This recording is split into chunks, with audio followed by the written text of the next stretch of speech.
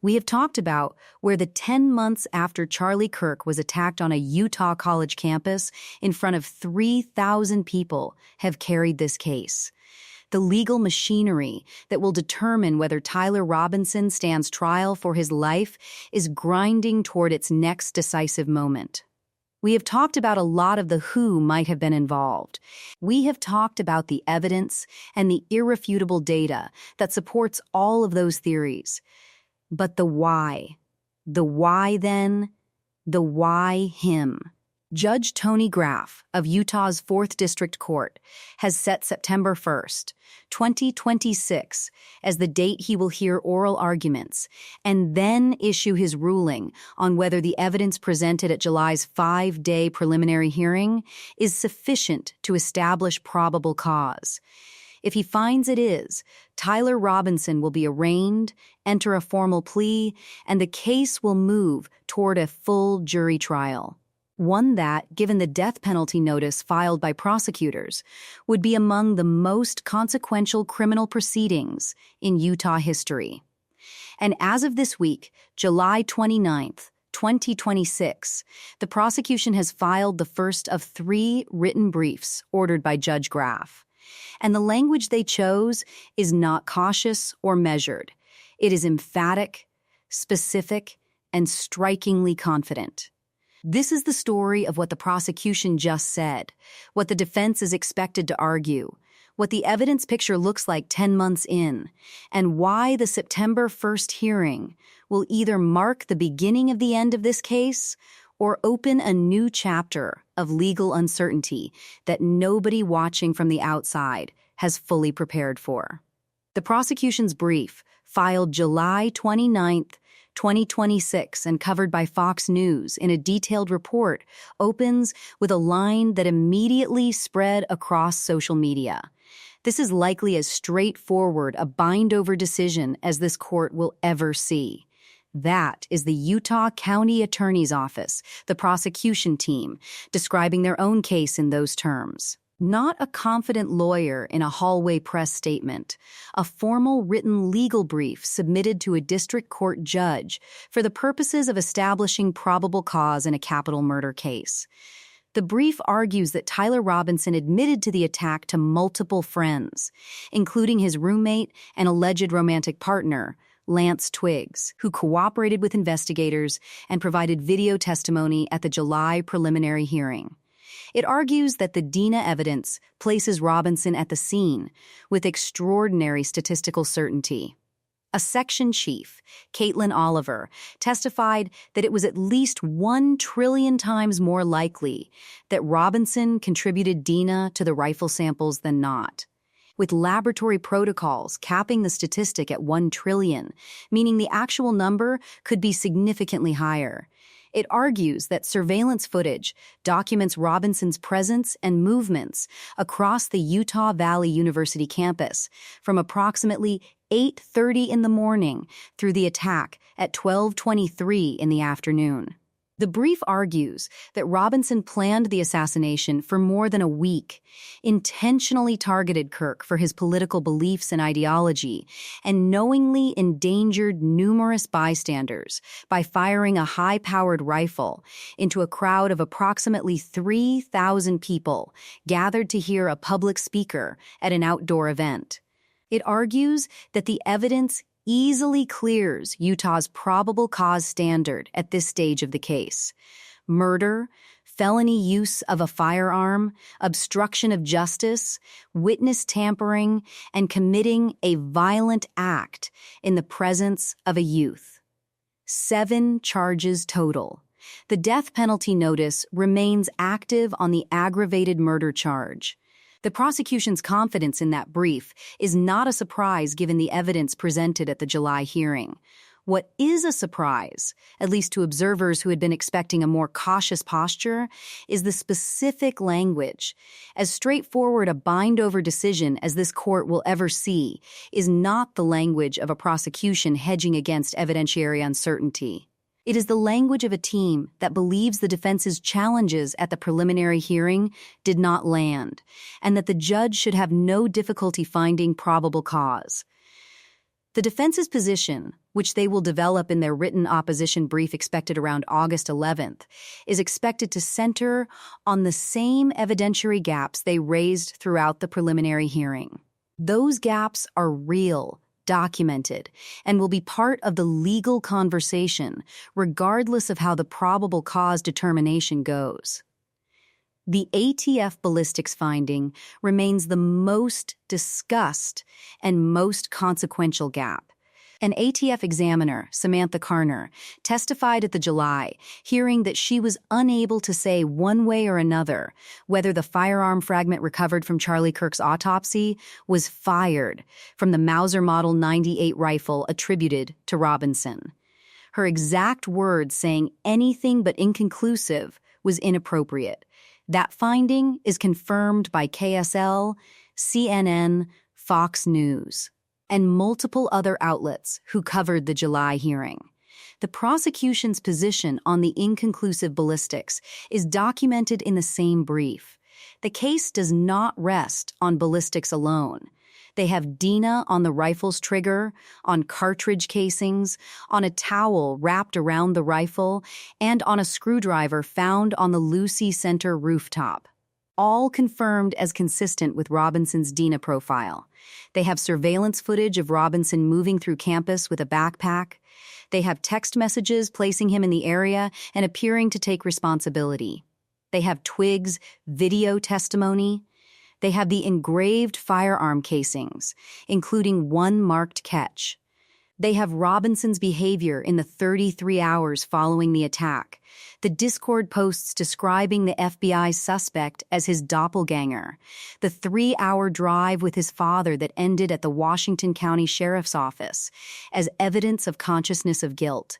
The defense will argue that the inconclusive ballistics finding creates reasonable doubt at the very center of the physical evidence chain. The whole theory of the case requires that a specific firearm was fired from a specific rifle. If the forensic experts cannot confirm that specific connection, the defense will argue the chain of physical evidence has a gap at its most critical link.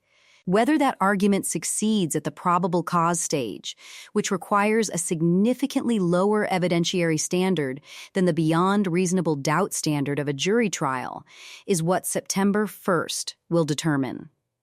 Legal analysts who have reviewed the preliminary hearing evidence widely expect Graff to find probable cause. The probable cause standard asks only whether there is enough evidence that a reasonable person could believe the crime happened and this defendant committed it. Given the DNA, the text messages, the surveillance footage, and the Twiggs testimony, most legal observers believe that standard is met regardless of the ATF ballistics conclusion. But the ballistics question will not go away after a probable cause finding. It will follow this case into trial where the standard is much higher and where a single juror's doubt can produce a hung jury. The prosecution knows this. Their brief's confident tone notwithstanding, the ballistics gap is something they will have to address head-on at trial in ways that a written probable cause brief does not require. There is also a new development from the final day of the July preliminary hearing that has been underreported in the coverage of the case and deserves specific attention. The Post-Millennial confirmed that Friday's final hearing session began with parties addressing an accidental showing of a handwritten letter left by Tyler Robinson for Lance Twiggs. A photo of the letter was briefly captured by cameras streaming the proceedings before the camera panned away. The specific contents of the letter were not fully disclosed in court. The letter's existence adds to the documentary evidence of communication between Robinson and Twiggs that is central to the prosecution's case. But its specific contents, briefly visible in that camera moment, have not been publicly released. The Post-Millennial also confirmed that the compilation surveillance footage, Exhibit 12.1, which the state had initially presented in a version with zooms and highlights applied, was ultimately presented in its original, unaltered form after the defense objected to the edited version. That footage was described by some people present in the courtroom as showing a person identified as Robinson taking the attack. The media was not permitted to stream the video. What the unaltered footage shows and how it compares to what Robinson's defense attorneys claimed about the surveillance record is information that has entered the courtroom record but has not been fully made public. Those two details, the handwritten letter and the unaltered surveillance compilation, represent pieces of the evidentiary picture that have been acknowledged but not fully disclosed. They sit alongside the Twiggs video testimony, of which Judge Graff ordered approximately 16 minutes redacted from the 37-minute recording. The specific content of those redacted 16 minutes has not been publicly confirmed. What is known is that the portions of Twiggs' account that were played in court included his statement that Robinson wishes he hadn't done it and the text messages placing Robinson in the area of the assassination. Now let us pull back and look at where this case sits in the broader context of everything that has happened since September 10th, 2025. Because the September 1st hearing is not just a legal milestone. It is a cultural and political milestone in a story that has become one of the most followed, most debated, and most analyzed public events in recent American history. Charlie Kirk was killed in front of 3,000 people at 12:23 in the afternoon. Within 33 hours, Tyler Robinson surrendered to the Washington County Sheriff's Office. Within 8 days, Erica Kirk was voted in as CEO of Turning Point USA. Within 11 days, a Zoom call audio circulated in which a woman identified as Erica discussed merchandise sales. Within 3 months, AmericaFest featured a replica of the assassination tent as a selfie opportunity. Within 4 months, Candace Owens had begun her Bride of Charlie investigative series. Within 5 months, the succession video Turning Point USA, presented as proof of Charlie's wishes, was identified as sourced from a 2023 event. Within 6 months, 60-plus employees had been fired without severance. Within 9 months, a 5-day preliminary hearing had put the evidence on public record for the first time. And now, 10 months in, the prosecution has filed a brief calling this the most straightforward probable cause decision a Utah court will ever see. While the defense is preparing to argue that the ballistics evidence at the center of the case is inconclusive, the DINA shows multiple contributors, and Robinson has not yet had adequate time to examine all of the 20,000 electronic files and 61,500 pages of documents that prosecutors handed over in discovery. The legal case and the broader public controversy around Erica Kirk and Turning Point USA's post-assassination direction have been running on parallel tracks for 10 months without fully intersecting. The preliminary hearing was the first moment when those tracks came close, when the specific physical evidence entered into a courtroom record could be measured against the months of speculation, investigation, and counter-narrative that had been building outside that courtroom. What the preliminary hearing showed is that the prosecution's evidence is extensive and specific. DINA matching Robinson on the rifle's trigger and the cartridge casings, surveillance footage of his movements, Twiggs' video testimony, the engraved firearm, his behavior in the 33 hours following the attack. Those are not invented or contested in their basic existence.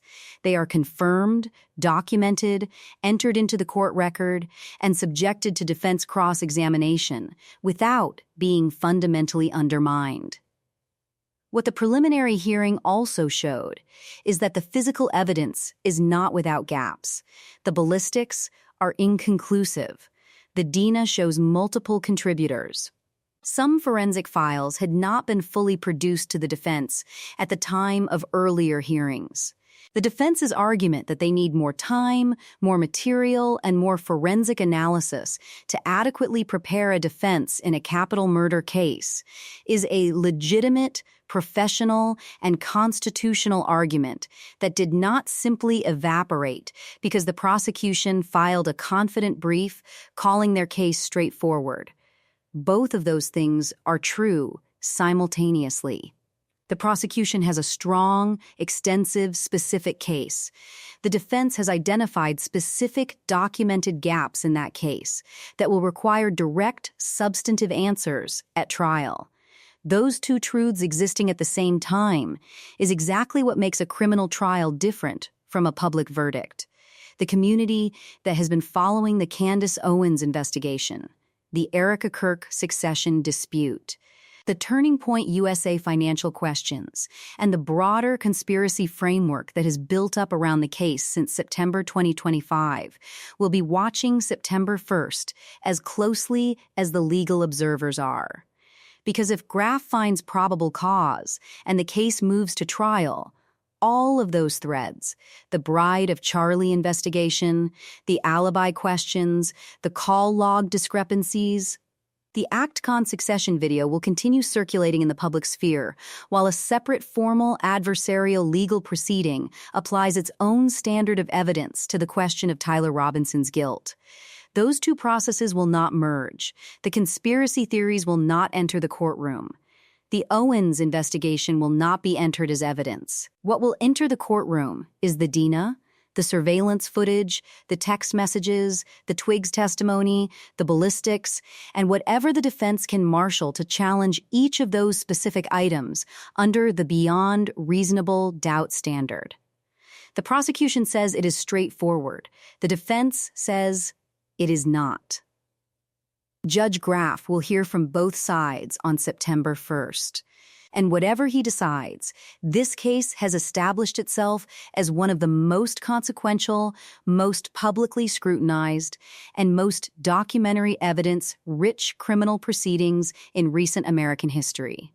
Tyler Robinson is still presumed innocent. He has not entered a plea. No jury has evaluated the evidence under the beyond reasonable doubt standard. The September 1st hearing is a probable cause determination, not a verdict. And a probable cause determination, even a straightforward one, even one from a judge who finds the evidence overwhelming, is not the end of the story. It is the beginning of the next chapter.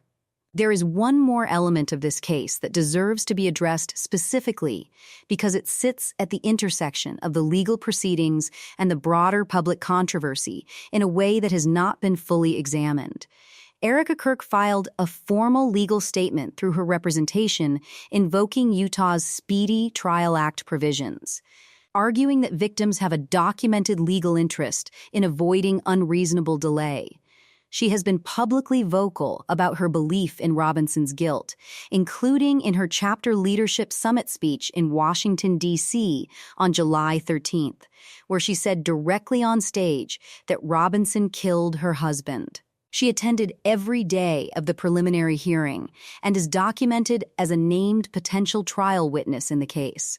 The Kirk family's attorneys on the final day of the hearing filed a motion requesting that Judge Graff make his probable cause determination by September 1st, the date he had already announced, and urged the case to proceed to trial no later than that same date.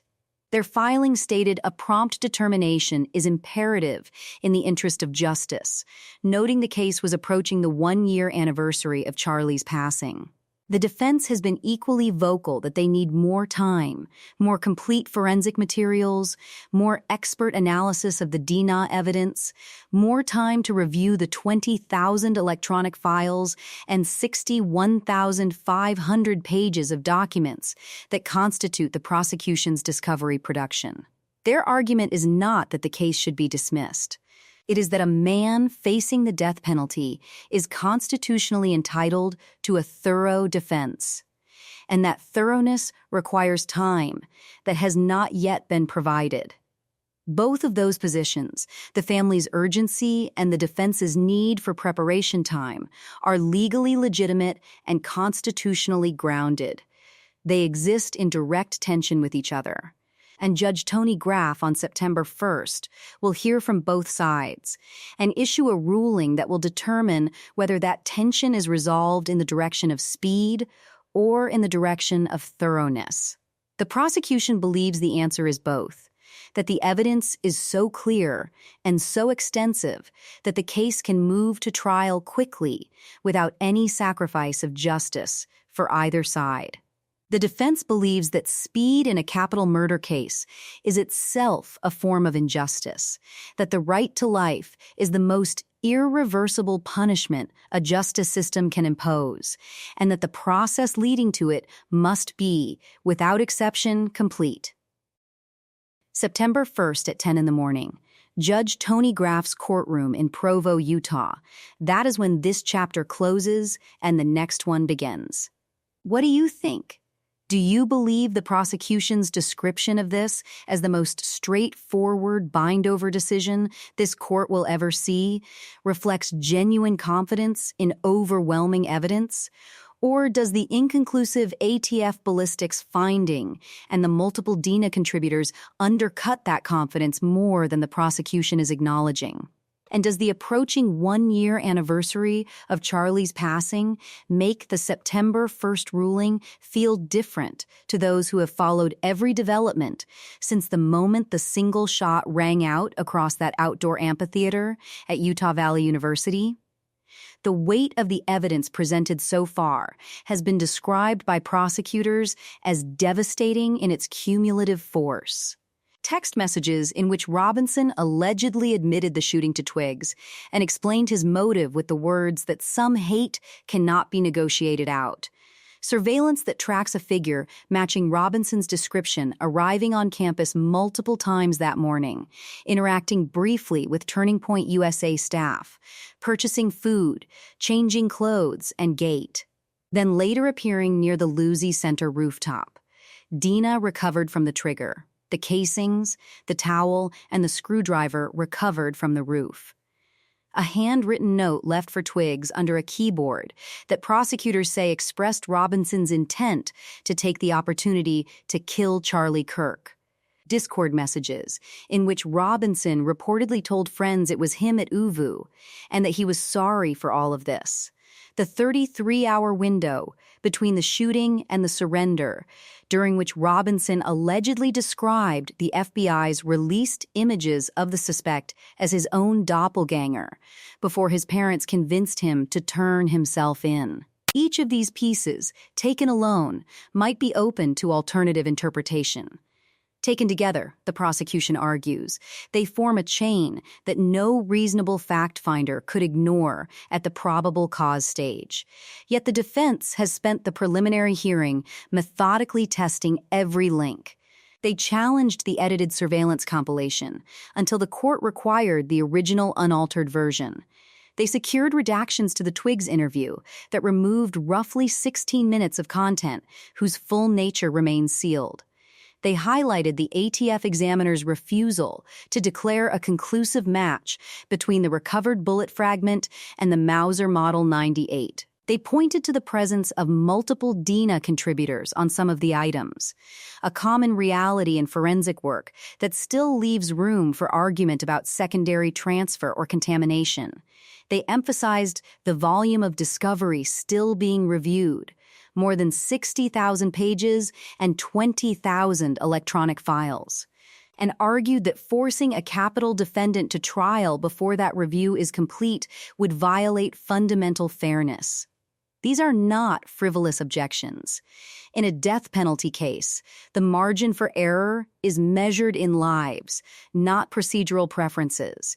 The tension between the family's demand for prompt justice and the defense's demand for complete preparation is therefore not a side issue. It is the central structural conflict that Judge Graff must resolve on September 1st. Outside the courtroom, the parallel conversation has grown louder and more complex. Candace Owens' investigative series has focused attention on the rapid leadership transition at Turning Point USA, the financial transparency questions raised by former staff, the origin of the succession video that was later shown to date from 2023, and the shifting public narrative around Erica Kirk's role and statements in the immediate aftermath. Necklace details, call log discrepancies, and merchandise discussions have circulated widely among those following the online investigation. None of that material is part of the criminal case against Tyler Robinson. None of it will be admitted as evidence of his guilt or innocence. The formal legal process operates on its own closed set of facts and rules of evidence. That separation is deliberate and necessary. It protects the integrity of the trial while leaving the public free to examine whatever additional questions it chooses. But the emotional force of the parallel narratives is real, and it will continue to shape how millions of people interpret every ruling that comes out of Provo. When the judge finds probable cause or declines to do so, both the courtroom observers and the online community will claim the decision validates their prior understanding of the case. The actual legal effect will be narrower and more precise. A finding of probable cause simply means the case proceeds to arraignment and eventual trial. It does not resolve the ballistics question. It does not settle the multiple contributor DNA arguments. It does not answer the discovery completeness objections that the defense continues to raise.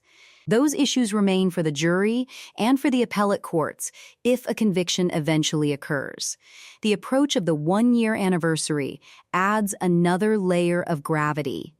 September 10th will mark 12 months since a single bullet ended Charlie Kirk's life in front of a live audience of thousands and a far larger digital audience that watched the video within minutes. The family has made clear through filings and public statements that they view further delay as an additional injury. The defense has made equally clear that the irreversible nature of a potential death sentence requires every available safeguard. Judge Graff's task is to balance those interests under the specific standards of Utah law and the United States Constitution. He has already shown a willingness to manage the extraordinary public attention surrounding the case, including holding a prosecutor in contempt for out-of-court comments that risked prejudicing the jury pool while declining to remove the death penalty as a sanction. His handling of the redacted Twigs video and the unaltered surveillance exhibit demonstrates a similar attention to both transparency and fairness. On September 1st, he will hear 2 hours of argument from each side. Then he will rule. That ruling will determine whether Tyler Robinson faces a capital trial or whether the case returns to further pretrial litigation. Either outcome will be only one more step in a process that has already stretched across 10 months of investigation, discovery, and preliminary examination. The prosecution's brief language remains the most striking recent development. Calling the Bindover decision the most straightforward this court will ever see is a deliberate rhetorical choice. It signals to the judge, to the defense, and to the watching public that the state believes the probable cause threshold has been cleared by a wide margin. Whether that confidence survives the higher beyond reasonable doubt standard of a jury trial is a question that cannot be answered until the full adversarial testing of every piece of evidence occurs. The defense will use the intervening weeks to sharpen its challenges to the ballistics, the DNA statistics, the interpretation of the text messages, and the completeness of the discovery production. The family will continue to press for the swiftest possible resolution consistent with justice. The public conversation, both the careful legal analysis and the more speculative online investigations, will intensify as the anniversary approaches. All of these currents converge on a single courtroom in Provo on the morning of September 1st. The outcome will not end the story. It will define the next chapter of one of the most closely watched criminal cases of our time.